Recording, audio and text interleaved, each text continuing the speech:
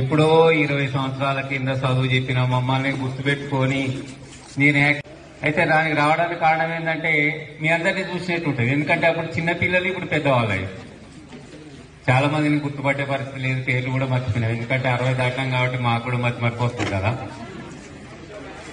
ఎనీహా ఏదైనా కూడా మీరంతా అభినందనీయులు. ఇలా అప్పుడప్పుడు కలుసుకుంటూ ఉంటే ఏమైందంటే మన మధ్యలో మానవ సంబంధాలు అంతరించిపోతున్న ఈ సమయంలో ఇది చాలా అవసరం. అక్కడి నుంచి పక్కనే హై స్కూల్కు రావడం అంతే. 2 సెట్లు